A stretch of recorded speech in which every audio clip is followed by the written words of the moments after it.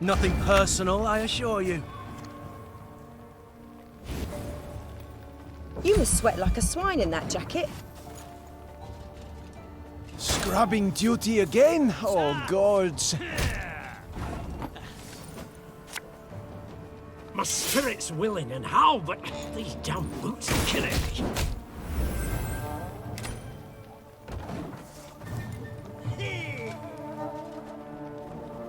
New orders? No?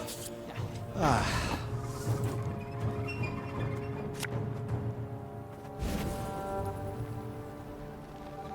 Thing about slings, they hide well.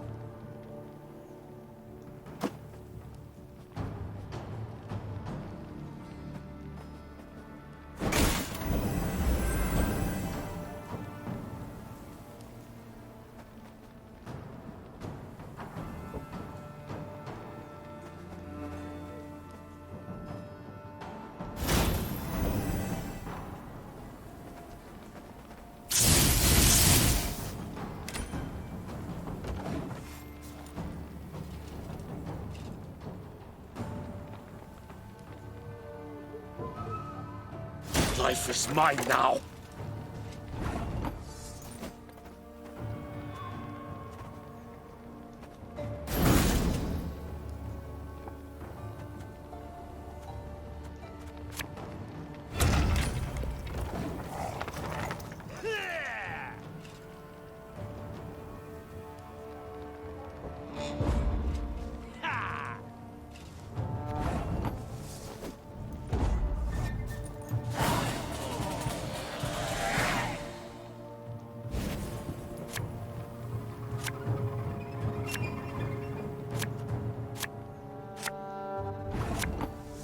You mad? Don't shake that! Wise choice. This could hurt.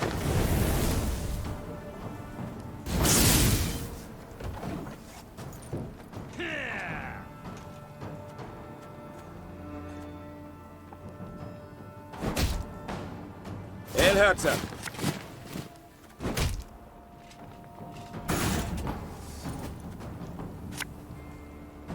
You'll never take me alive!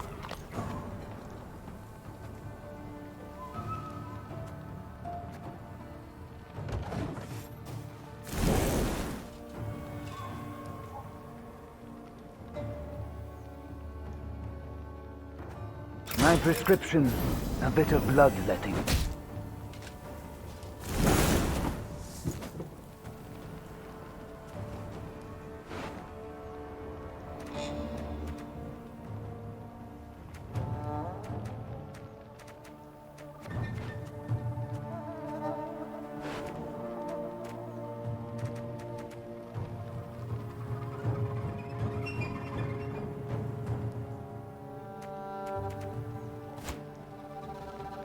There's a time to reap, a time to sow, and a time to die.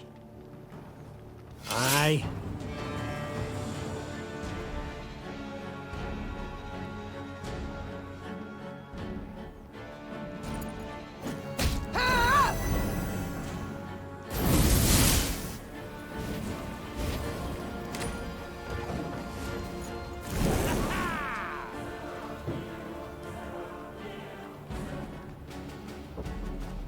Order!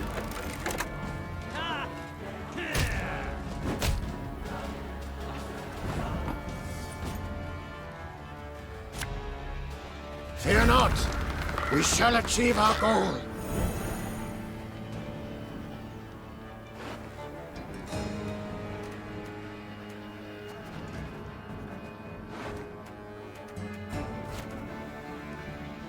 Should have listened to me old lady.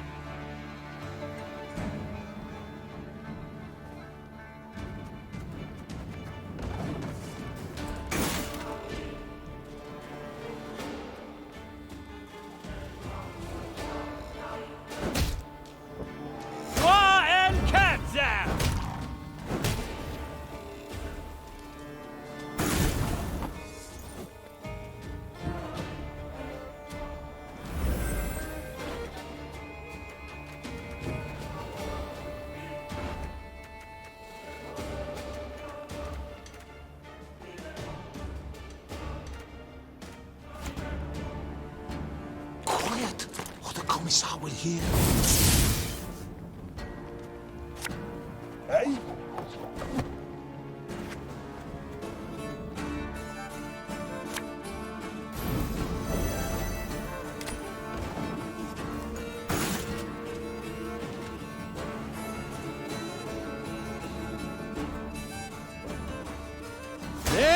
Retreat!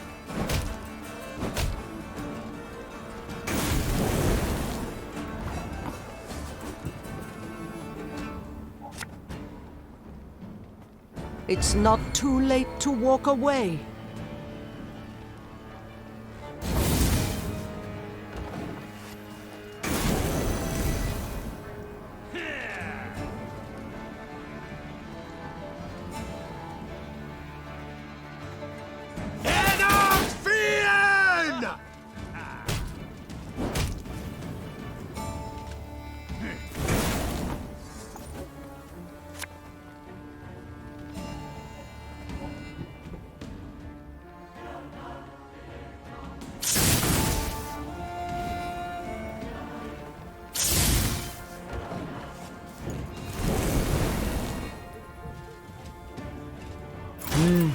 A highly curious case.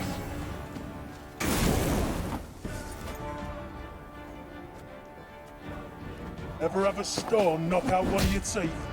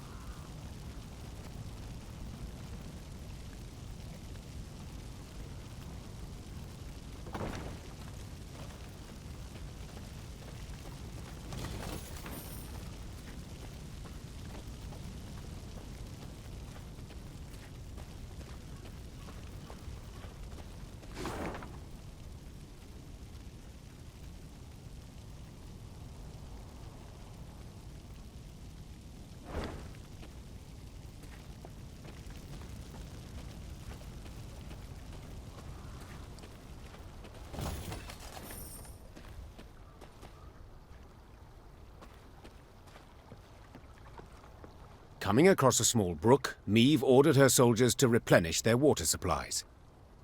When they returned, it was with empty water skins and troubled expressions. Milady, the water tastes of blood.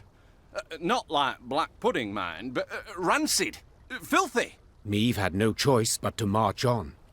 She gulped dryly and wondered how to interpret this strange event.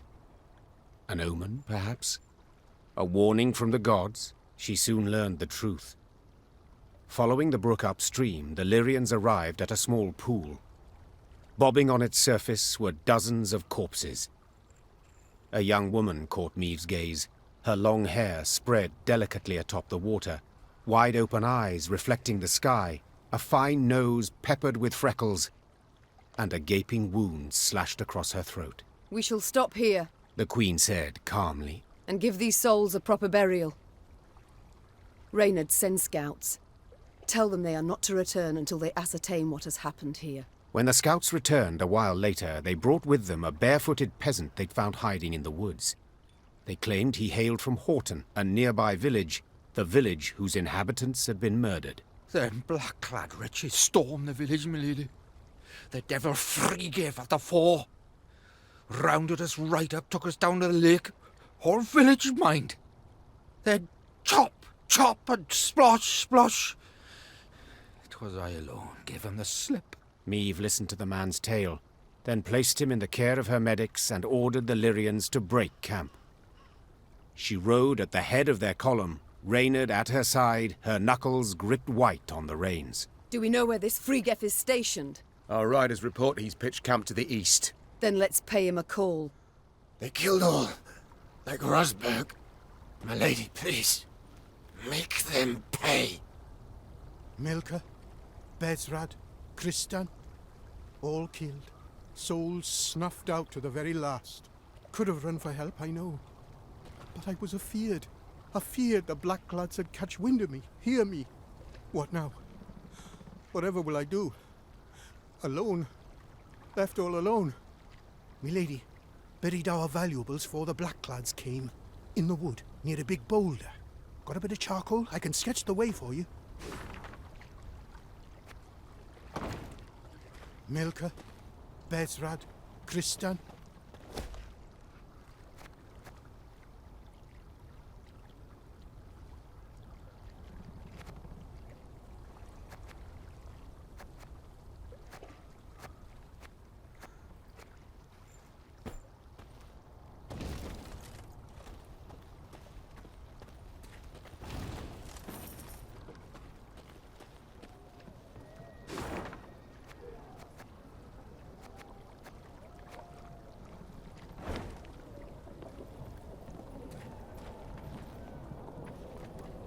The Lyrians had no trouble finding Vrigev's camp.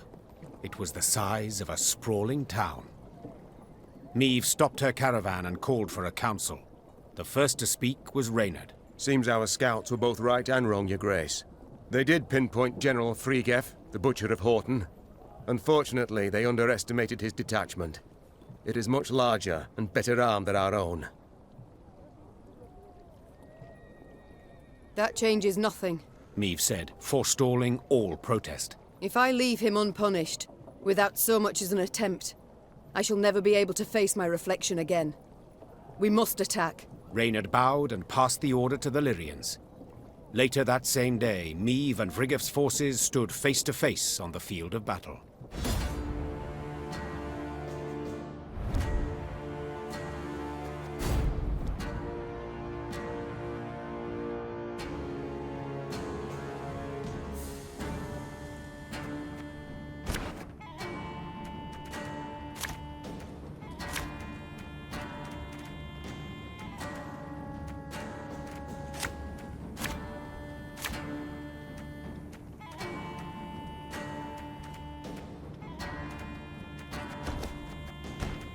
Frigev!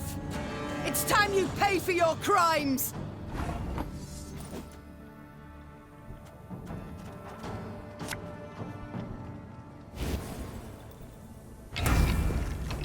Ever have a storm knock out one of your teeth?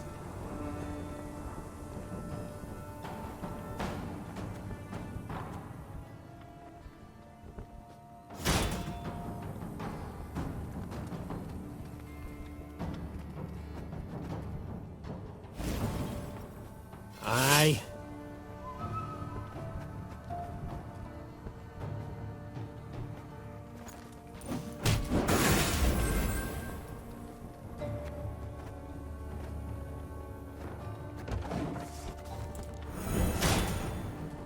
Mercy and will. There! Frigga! I see him! We've got to catch him! This could hurt.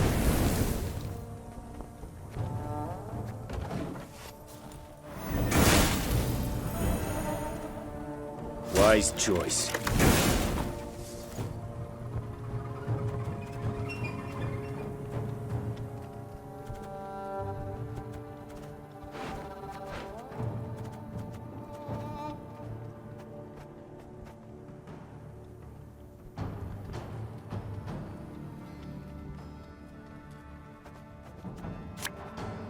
Watch your heads!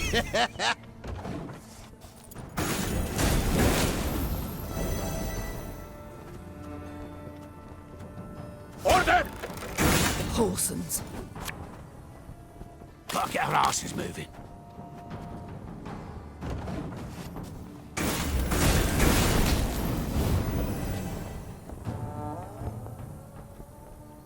Life is mine now.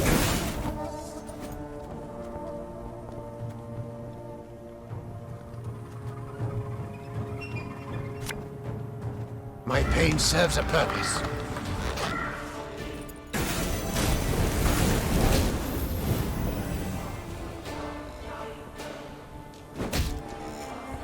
Claw and cast down!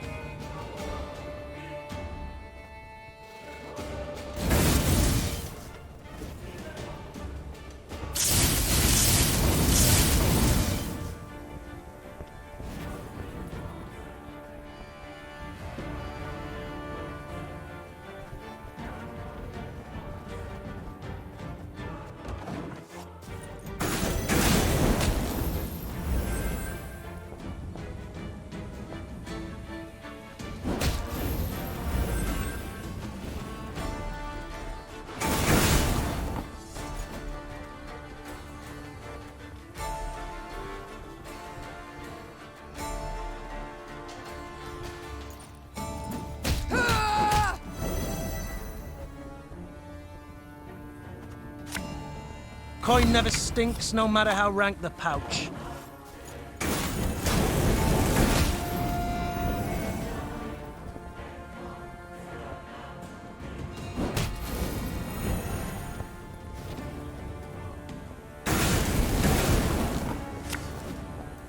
Enough chit-chat. Draw your weapon.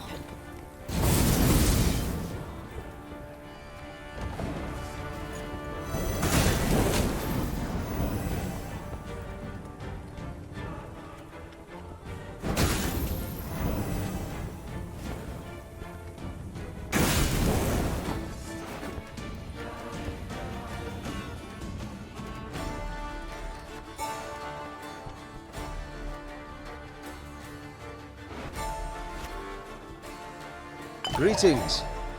What is it?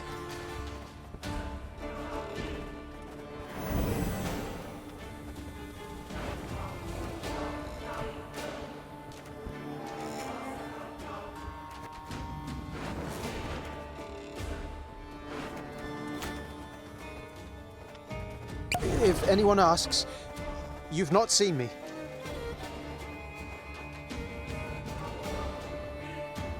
There's been a mistake.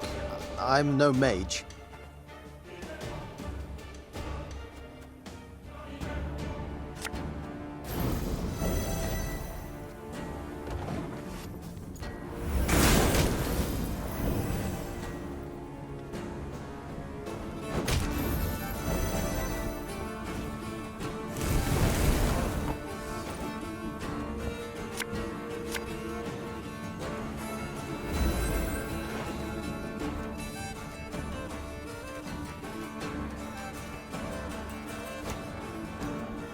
Off to the front yet again.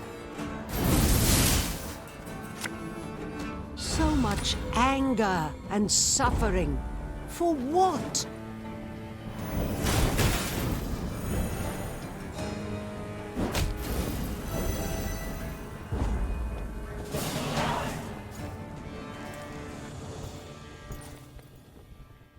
The Lyrians won the day, despite their foes' distinct advantage. Historians later ascribed Meve's victory to her light troops' superior maneuverability in the difficult terrain compared to the plate-clad Nilfgaardians. But if you ask me, that wasn't it at all. A storm of fury had been quietly gathering in the Lyrians' hearts, a squall of rage stoked by the Nilfgaardians' unparalleled cruelty towards the conquered. And no one embodied this barbarism more perfectly than General Frigga. Meve's men were ready to sacrifice anything to see him punished. They dragged the defeated general before Meve. The Queen wished to learn why he'd ordered the execution of an entire village, how the Nilfgaardians could possibly justify such a crime. 2 weeks prior, I'd sent a detachment to Horton to procure feed. Captain Gaynor commanded it.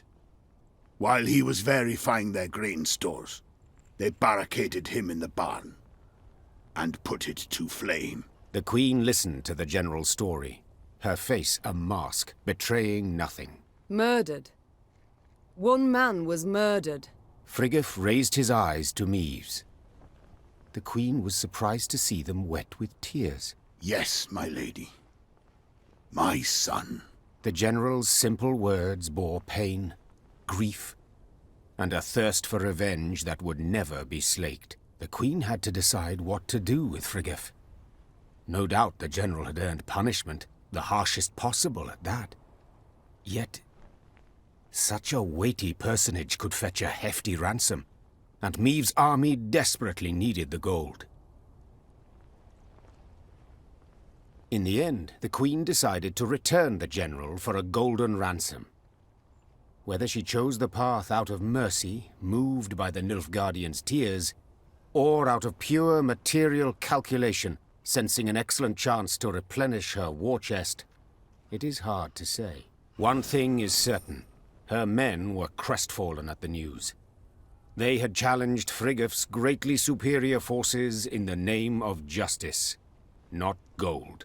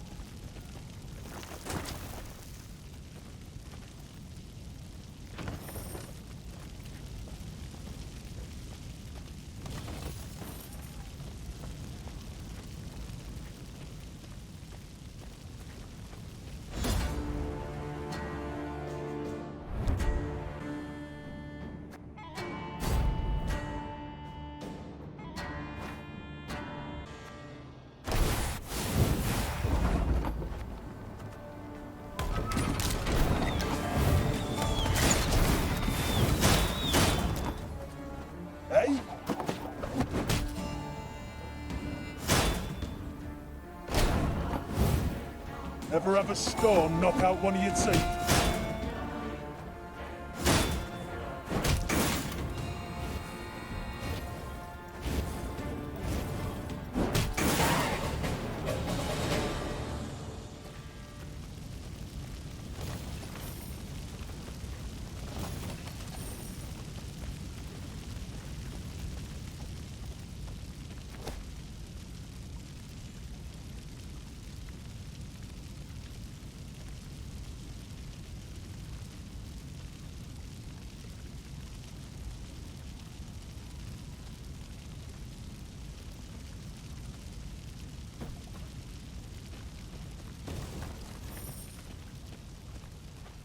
Took but one damned week, and the army was shattered to bits and pieces.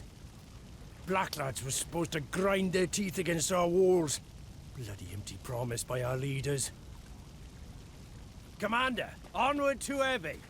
Bloody idiots. There's a place for me in your ranks, Your Majesty. I'd so like to serve you. I'd do so with loyalty deserving of my own king.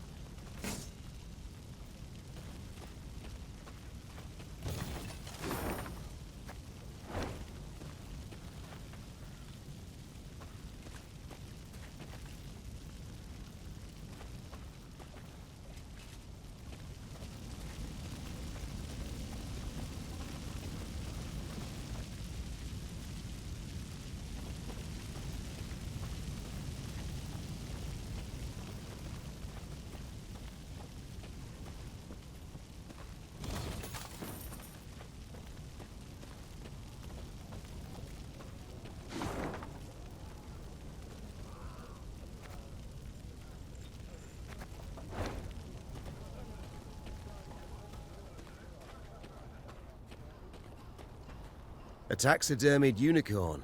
Strange. What are your orders, Your Grace? Shall we take it? I've no notion what one could possibly do with such a thing. We ride on.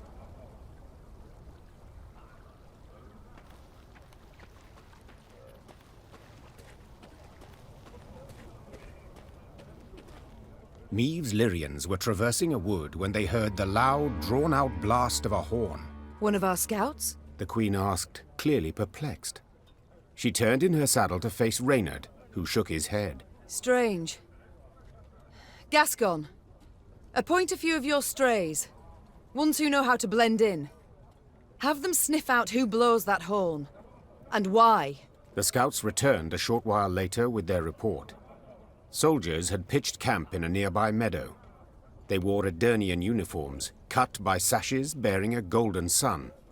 They addressed their leader as Falbeson. Know the name? Rayla said. Falbeson went over to the enemy first day of the war, took his whole division with him. Your Grace, a chance like this won't come again. Let's teach the traitors a lesson. We must send a strong signal. One all the North will hear. From the Yaruga to the Dragon Mountains. Announced the Queen. Whoever collaborates with the invader shall pay with his head. Prepare to attack. Rayla nodded, clearly pleased. The Lyrians surrounded the meadow marked by their scouts. Moments later, a flaming arrow pierced the sky, giving the signal to attack.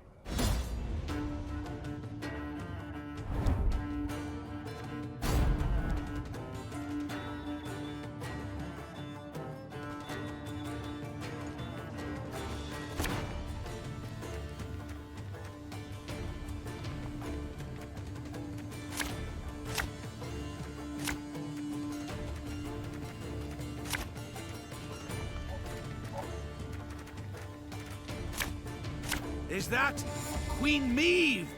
To arms!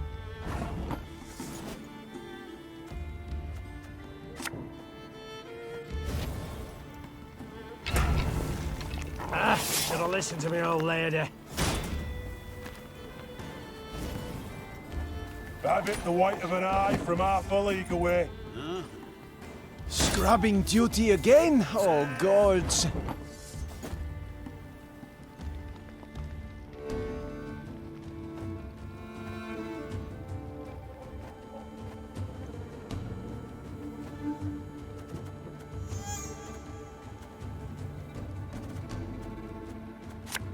Catch!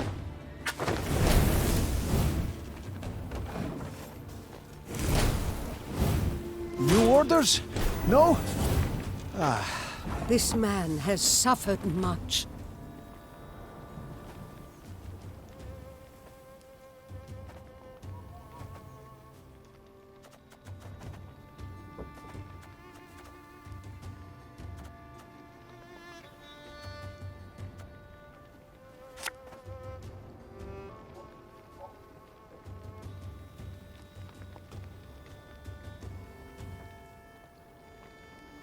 No time for that!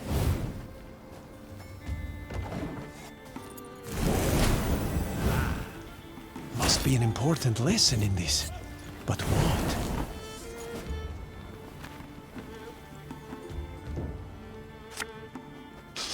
I smell a leak.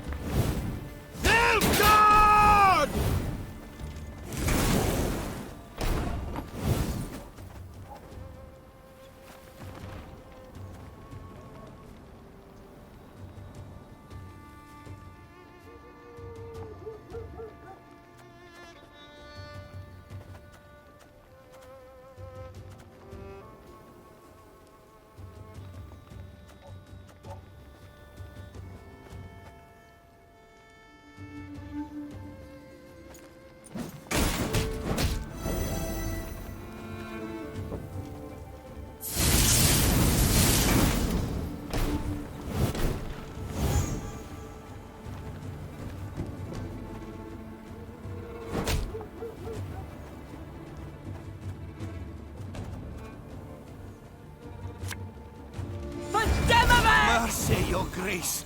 We surrender.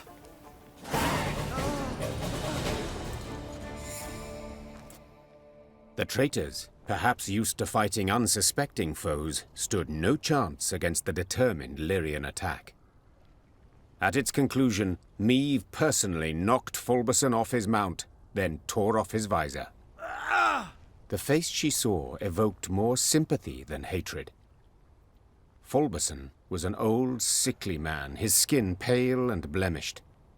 With great difficulty, he pulled himself up on his knees, then extended a shaky hand in pleading. Your grace, have mercy. The Nilfgaardians forced me to treason. They threatened torture. Meve felt her soldiers' eyes on her. They awaited her decision. How would she treat this traitor? Would she really execute him as a warning to others?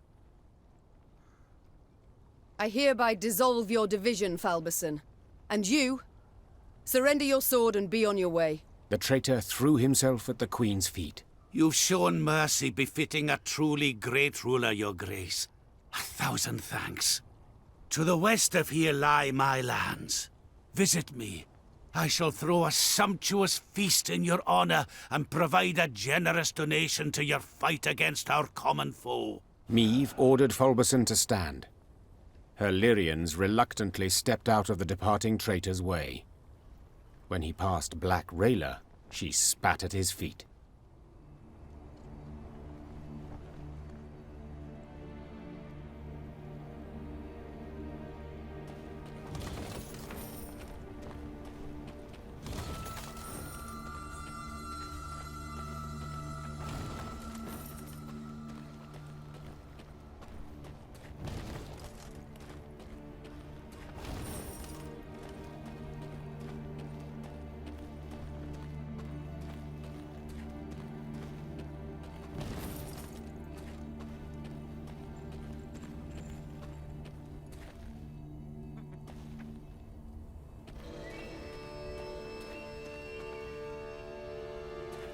Meve and her Lyrians arrived at Falbeson's lands, home of the traitor she had let live. He greeted the Queen with full honors. In ceremonial garb, a platter of bread and salt held aloft. Your grace, 'tis an honor to welcome you to my humble abode. Please, come inside. A fattened piglet already turns on the spit. Soon I shall fetch my best wines from the cellar. Meve, having lived on nothing but salt pork and gruel for weeks, was tempted to accept the offer.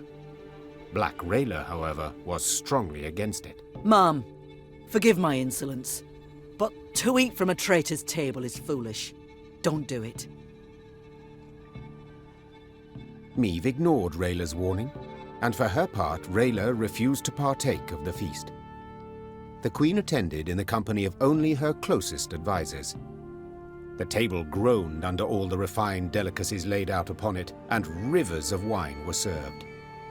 Falbeson delivered a flattering toast in Meve's honor. You could search all the world and not find such a ruler. One so brave, so merciful, and so naive. With these last words, heavily armed Nilfgaardian soldiers poured out of the adjoining rooms. Meve leapt away from the table, barely dodging the bolt sent flying towards her. She drew her sword.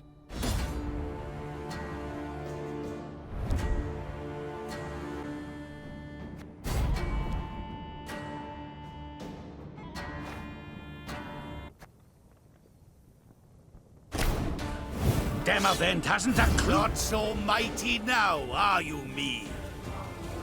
You'll pay for this! Falbeson, slayer of the great Meve. Sounds rather good, doesn't it? Meve, catch! I've no intention of dying today. You fight in vain. This is where you die.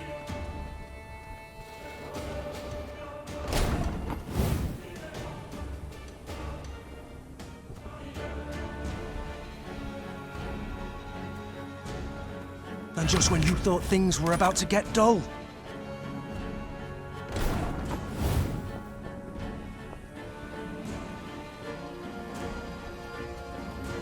Her Majesty knows what she's doing.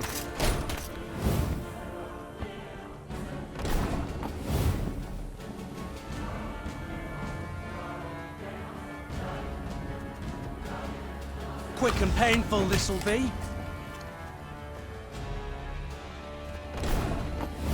Discipline shall bring us victory!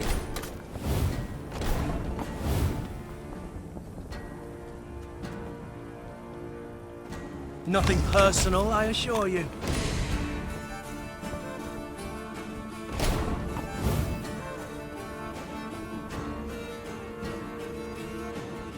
Company! Forward march!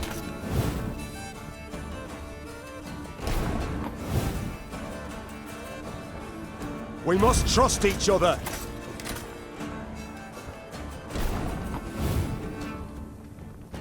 Onward! To victory! God, have mercy! They forced me!